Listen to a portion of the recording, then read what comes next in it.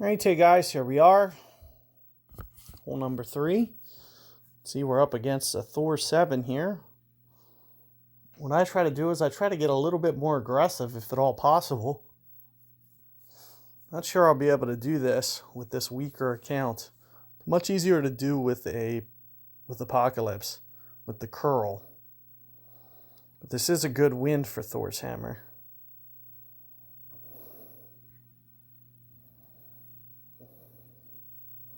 Hopefully some wind effect can end up helping me out.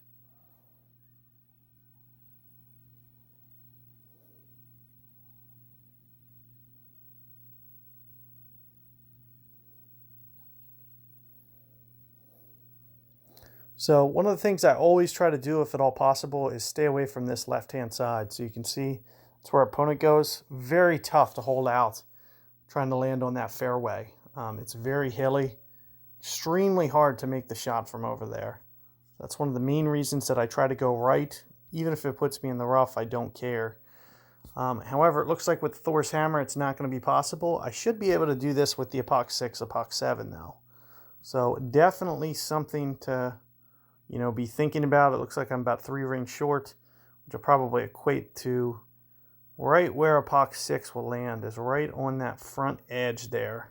Maybe barely on the fairway. So that's ideally what we want to do. Alternatively, it's kind of another route we can go. There's a hook slice we can do. Also something that's very tough to do.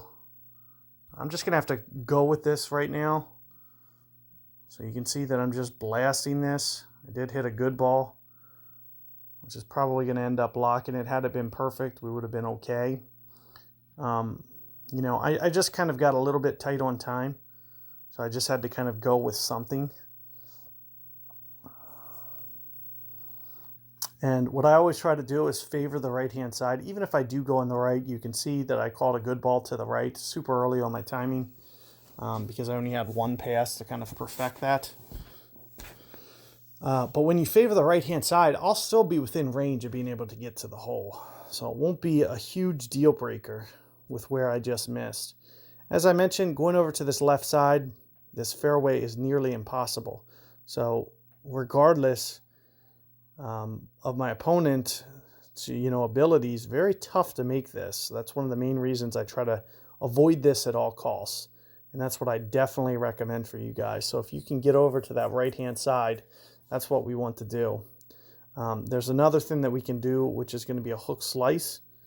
I wanted to get to it. I probably should have just timed out, to be honest with you, and showed you guys that.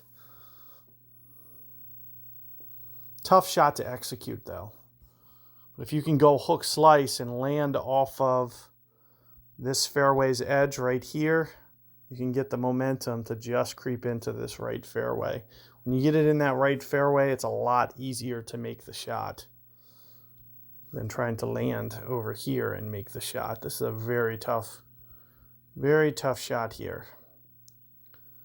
So I'm thinking 1.7 per ring.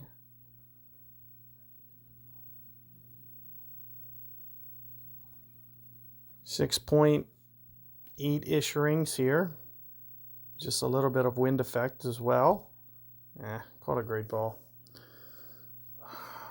But nevertheless, as I was mentioning, very tough to make this one anyway.